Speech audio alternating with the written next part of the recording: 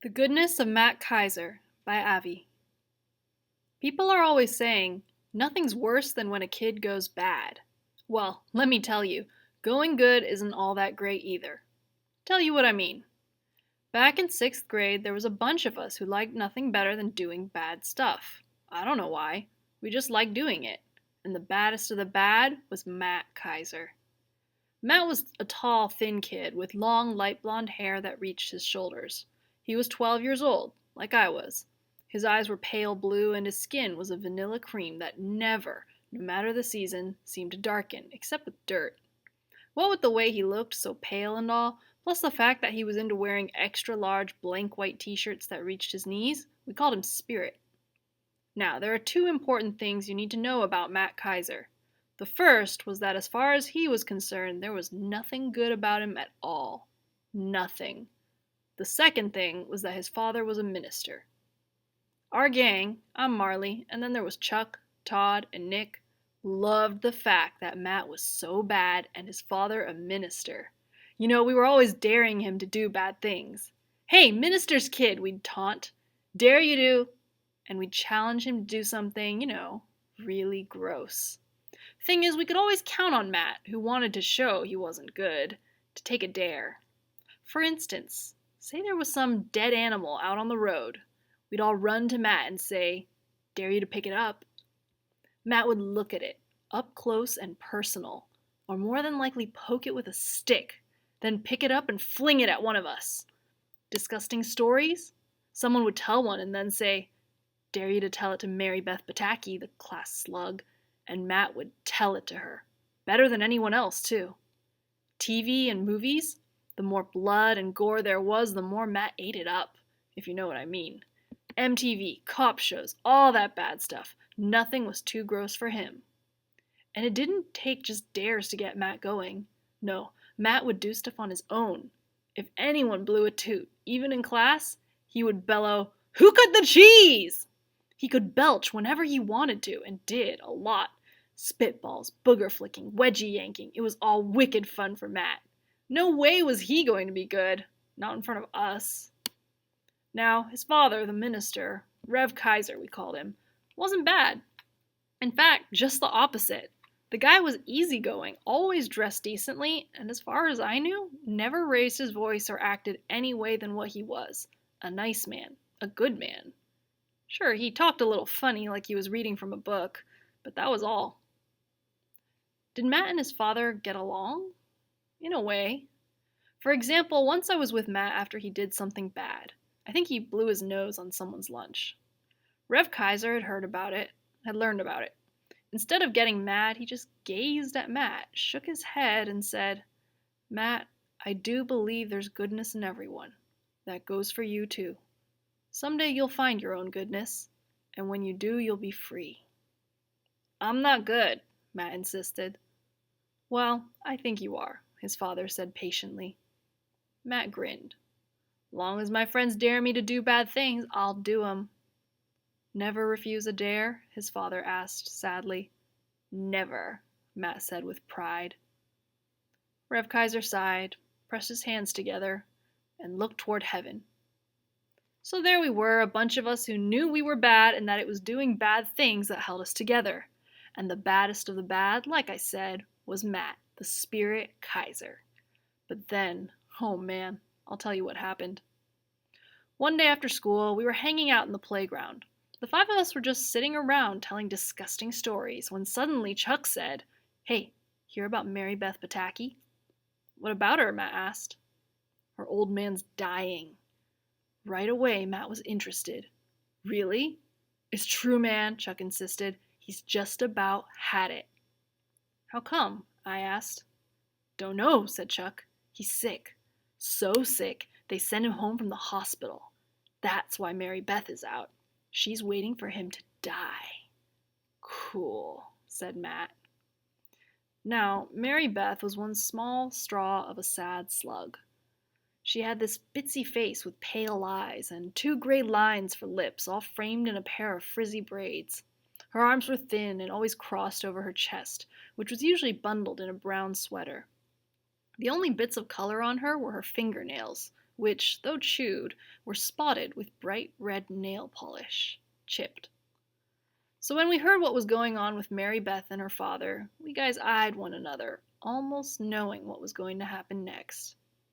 But I admit, it was me who said, "Hey, Spirit, I dare you to go and see him." Matt pushed the blonde hair out of his face and looked at us with those pale blue, cool as ice eyes of his. "Or maybe," Todd said, "you're too chicken, being as you're a minister's kid and all." That did it. Of course it did. No way Matt could resist a dare. He got up, casual-like. "I'll do it," he said. "Who's coming with me?" To my disgust, the other guys backed off, but I accepted. Well, actually, I really didn't think he'd do it. But then, soon as we started off, I began to feel a little nervous. "Matt," I warned, "I think Mary Beth is very religious." "Don't worry, I know about all that stuff." "Yeah, but what would your father say?" "I don't care," he bragged. "Anyway, I'm not going to do anything except look. It'll be neat, like a horror movie. Maybe I can even touch the guy. A dying body is supposed to be colder than ice." That was Matt, always taking up the dare and going you one worse. The more he talked, the sorrier I was we had dared him to go.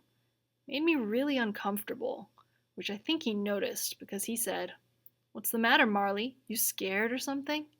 "Just seems—" "I know," he taunted. "You're too good." He belched loudly to make his point that he wasn't. "See you later, dude." He started off. I ran after him. "Do you know where she lives?" "Follow me." "They might not let you see him," I warned. He pulled out some coins. "I'm going to buy some flowers and bring them to him. That's what my mother did when my aunt was sick." He stuffed his mouth full of bubble gum and began blowing and popping. Mary Beth's house was a wooden three-decker with a front porch. Next to the front door were 3 bell buttons with plastic name labels. The Patakis lived on the first floor. By the time Matt and I got there, he had 2 wilted carnations in his hand. One was dyed blue, the other green. The flower store guy had sold them for 10 cents each. "You know," I said in a whisper as we stood before the door, "her father might already be dead." "Cool," Matt replied, blowing another bubble while cleaning out an ear with a pinky and inspecting the earwax carefully before smearing it on his shirt. "Did you know your fingernails still grow when you're dead? Same for your hair. I mean, how many really dead people can you get to see?" he said and rang the Bataki's bell. From far off inside there was a buzzing sound. I was trying to get the nerve to leave when the door opened a crack. Mary Beth, pale eyes rimmed with red, peeked out. There were tears on her cheeks and her lips were crusty. Her small hands, with their spots of red fingernail polish, were trembling. "Oh, hi," she said, her voice small and tense. I felt tight with embarrassment. Matt spoke out loudly. "Hi, Mary Beth. We heard your old man was dying." "Yes, he is," Mary Beth murmured. With one hand on the doorknob, it was pretty clear she wanted to retreat as fast as possible. "He's delirious." "Delirious?" Matt said. "What's that?" "Sort of crazy." "Oh, wow, sweet," he said, giving me a nudge of appreciation. Then he held up the blue and green carnations, popped his gum, and said, "I wanted to bring him these." Mary Beth stared at the flowers, but didn't move to take them. All she said was, "My mother's at St. Mary's, praying." Now I really wanted to get out of there. But Matt said, "How about if I gave these to your father?" He held up the flowers again. "Personally." "My mother said he may die at any moment," Mary Beth informed us. "I know," Matt said, "so I'd really like to see him before he does." Mary Beth gazed at him. "He's so sick," she said. "He's not up to visiting." "Yeah," Matt pressed, "but you see, the whole class elected me to come and bring these flowers." His lie worked. "Oh," Mary Beth murmured, and she pulled the door open. "Well, I suppose—" We stepped into a small entranceway. A low watt bulb dangled over our heads from a wire. Shoes, boots, and broken umbrellas lay in a plastic milk crate. Mary Beth shut the outside door, then pushed open an inner one that led to her apartment. It was gloomy and stank of medicine. Matt bopped me on the arm. "Who cut the cheese?" he said with a grin. I looked around at him. He popped another bubble. "Down this way," Mary Beth whispered. We walked down a long hallway. 2 pictures were on the walls. They were painted on black velvet. One was a scene of a mountain with snow on it and the sun shining on a stag with antlers. The second picture was of a little girl praying by her bed. Fuzzy gold light streamed in on her from a window. At the end of the hall was a closed door. Mary Beth halted. "He's in here," she whispered. "He's really sick," she warned again, "and he doesn't notice anyone. You really sure you want to see him?" "You bet," Matt said with enthusiasm. "I mean, he won't say hello or anything," Mary Beth said in her low voice. "He just lies there with his eyes open. I don't even know if he sees anything." "Does he have running sores?" Matt asked. I almost gagged. "Running what?" Mary Beth asked. "You know, wounds." "It's his liver," Mary Beth explained sadly while turning the door handle and opening the door. "The doctor said it was all his bad life and drinking." Dark as the hall had been, her father's room was darker.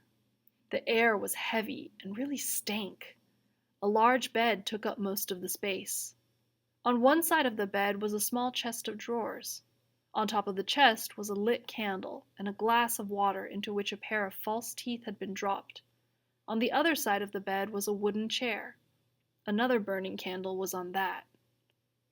On the bed, beneath a brown blanket, lay Mr. Bataki. He was stretched out on his back, perfectly straight, like a log. His head and narrow chest were propped up on a pile of 4 pillows with pictures of flowers on them. At the base of the bed, his toes poked up from under the blanket. He was clothed in pajamas dotted with different colored hearts. His hands, looking like a bunch of knuckles, were linked over his chest. His poorly shaven face, yellow in color, was thin. With his cheeks sunken, his nose seemed enormous. His thin hair was uncombed. His breathing was drawn out, almost whistling, and collapsed into throat gargles, as if he were choking. Worst of all, his eyes were open, but he was just staring up, like he was waiting for something to happen in heaven. Mary Beth stepped to one side of the bed. Matt stood at the foot, with me peering over his shoulder. We stared at the dying man. He really looked bad. Awful. "I don't think he'll live long," Mary Beth murmured, her sad voice breaking, her tears dripping. Matt lifted the blue and green carnations. "Mr. Bataki!" he shouted. "I brought you some flowers to cheer you up." "His hearing isn't good," Mary Beth said apologetically. Matt looked about for a place to put the flowers, saw the glass with the teeth near Mr. Bataki's head, and moved to put them into the water. In the flickering candlelight, Matt's pale skin, his long blonde hair, seemed to glow. Now, just as Matt came up to the head of the bed, Mr. Bataki's eyes shifted. They seemed to fasten on Matt. The old man gave a start, made a convulsive twitch as his eyes positively bulged. Matt, caught in the look, froze. It's an angel," Mr. Bataki said in a low, rasping voice. "An angel from heaven has come to save me." Matt lifted his hand, the one that held the carnations, and tried to place them in the glass of water. Before he could, Mr. Bataki made an unexpected jerk with one of his knobby hands and took hold of Matt's arm. Matt was so surprised he dropped the flowers. "Father!" Mary Beth cried. "Thank you for coming, angel," Mr. Bataki rasped. "No, really," Matt stammered. "I'm not—" "Yes, you're an angel," Mr. Bataki whispered. His eyes, full of tears, were hot with joy. Matt turned red. "No, I'm not—" "Please!" Mr. Bataki cried out with amazing energy. I don't want to die bad! Tears gushed down his hollow cheeks. You gotta help me. Talk to me. Bless me. Matt, speechless for once, gawked at the man. With considerable effort, he managed to pry Mr. Bataki's fingers from his arm. Soon as he did, he bolted from the room. Don't abandon me, Mr. Bataki begged, somehow managing to lift himself up and extend his arms toward the doorway. Don't! Frightened, I hurried out after Matt. My buddy was waiting outside, breathing hard. His normally pale face was paler than ever. As we walked away, he didn't say anything. Now, according to Matt, he told us all this later. What happened was that night Rev Kaizer called him into his study. Matt, please sit down. Matt, thinking he was going to get a lecture about visiting Mary Beth's house, sat. His father said, Matt, I think it's quite wonderful what you've done, going to the home of your classmate's dying father to comfort him. What do you mean? Matt asked. Rev Kaizer smiled sweetly. A woman by the name of Mrs. Bataki called me. She said her husband was very ill, dying. She said I gather you go to school with her daughter, came to visit him today. Apparently her husband thought you were an angel. It's the first real sign of life her poor husband has shown in 3 days. And now, Matt, he's quite desperate to see the angel, you, again. It's not true, Matt rapped out. Now, Matt, his father said, I found the woman's story difficult to believe, too. Madam, I said to her, are you quite certain you're talking about my son? And are you truly saying your husband really thought he was an angel? And she said, Rev Kaizer, you being a minister, I can say it. My husband led a bad, sinful life. But there's something about your son that's making him want to talk about it. Sort of like a confession. Know what I'm saying? I mean, it would do him a lot of good. What I'm asking is, could you get your son to come again? I'm really scared my husband will get worse if he doesn't. Matt, said Rev Kaizer, I'm proud of you. I think it would be a fine thing if you visited him again. I'm not an angel, Matt replied in a sulky voice. I never said you were an angel, his father said. But as I've told you many times, there is goodness inside of you, as there is in everyone. And now you are in the fortunate position of being able to help this sinful man. I don't want to. Son, here is a sick man who needs to unburden himself of the unhappy things he's done. I know your reputation. Are you fearful of hearing what Mr. Bataki has to say for himself? I don't want to. Rev Kaizer sat back in his chair, folded his hands over his stomach, smiled gently, and said, I dare you to go back and listen to Mr. Bataki. I dare you to do goodness. Alarmed, Matt looked up. Or are you, being a minister's son, afraid to? Matt shifted uncomfortably in his seat and tried to avoid his father's steady gaze. Rev Kaizer offered up a faint smile. Matt, I thought you never refused a dare. Matt squirmed. Then he said, I'll go. Anyway, that's the way Matt explained it all. And as he said to me, sadly, what choice did I have? He dared me. We all saw then that Matt was in a bad place. So the next day, when Matt went to visit Mr. Bataki, the bunch of us, me, Chuck, Todd, and Nick, tagged along. We all wanted to see what Matt would do. We figured it had to be gross. Mary Beth opened the door. I think she was surprised to see all of us, but she looked at Matt with hope. Thank you for coming, she said in her tissue paper voice. He's waiting for you. Matt gave us an imploring look. There was nothing we could do. He disappeared inside. We waited outside. Half an hour later, when he emerged, there was a ton of worry in his eyes. We waited him out, hoping he'd say something ghastly. Didn't say a word. 2 blocks from Mary Beth's house, I couldn't hold back. Okay, Matt, I said. What's happening? Matt stopped walking. He really thinks I'm a good angel. How come? Nick asked. I don't know. There was puzzlement in Matt's voice. He thinks I'm there to give him a second chance at living. I don't get it, Todd said. Matt said, he thinks, if he tells me all his bad stuff, he'll get better. We walked on in silence. Then I said, easy like, he tell you anything, really bad? Matt nodded. Ooh, that's so cool, Nick crowed, figuring Matt would, as he always did, pass it on. Like what? Instead of answering, Matt remained silent. Finally, he said, not good. Come on, we cried. Tell us. He dared me to forgive him, to give him a second chance. Forgive him for what? I asked. All the stuff he's done. Like what? He said he was talking to me in confidence. What's that mean? Angels can't tell secrets. You going to believe that? Todd asked after a bit of silence. Matt stopped walking again. But what? He stammered. What if it's true? What if what's true? I asked. What if I'm really good inside? No way, we all assured him. But he thinks so, Matt said with real trouble in his voice, and my father is always saying that too. Do you think so? Chuck asked. Matt got a flushed look in his eyes. Then he said, if it is true, it'll be the grossest thing ever. Hey, maybe it's just a phase, I suggested, hopefully.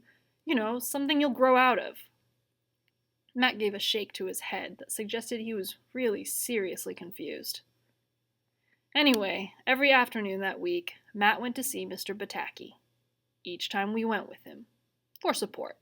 We felt we owed him that, though really, we were hoping we'd get to hear some of the bad stuff. But I think we were getting more and more upset too. See, Matt was changing. Each time he came out of the sick man's room, he looked more and more haggard and silent. What did he say this time? Someone would finally ask. Really bad, he'd say. Worse than before? Much worse. We'd go on for a bit, not saying anything. Then the pleading would erupt. Come on, tell us, what'd he say? Can't. Why? I told you. He thinks I'm an angel, Matt said, and visibly shuddered. Angels can't tell secrets. As the week progressed, Matt began to look different from before. He wasn't so grubby. His clothes weren't torn. Things went so fast that by Friday morning when he came to school, he was actually wearing a tie. Even his hair was cut short and combed. It was awful. What's the matter with Matt? We kept asking one another. I think he's beginning to think he really is an angel, was the only explanation I could give. Finally, on Friday afternoon, when Matt came out of Mary Beth's house, he sat on the front steps, utterly beat. By that time, he was dressed all in white. White shirt, pale tie, white pants, and even white sneakers. Not one smudge on him. I'm telling you, it was eerie. Nothing missing but wings. What's up? I asked. The doctor told Mr. Bataki he's better. You cured him, cried Nick. Cool. That means you don't have to visit him again. Right. But Matt just sat there, looking as sad as Mary Beth ever did. What's the matter? I asked. I've been sitting and listening to that guy talk and talk about all the things he's done. I mean, I used to think I was bad. But you know what? What? I'm not bad. No way. Not compared to him. I even tried to tell him some of the things I've done. What did he say? He laughed, said I was only a young angel, which was the reason I didn't have wings. Matt stared down at the ground for a long time. We waited patiently. Finally he looked up. There were tears trickling down his pale face. I have to face it, he said, turning to look at us, his pals, with real grief in his eyes. The more I heard that stuff Mr. Bataki did, the more I knew that deep down inside, I'm just a good kid. I mean, what am I going to do? Don't you see? I'm just like my father said. I'm good. You can't believe how miserable he looked. All we could do was sit there and pity him. I mean, just to look at him, we knew there weren't going to be any more wicked grins, belches, leers, sly winks, wedgies, or flying boogers. Life went on, but with Matt going angel on us, our gang couldn't hold together. We were finished. Busted. So I'm here to tell you, when a guy turns good, hey, it's rough.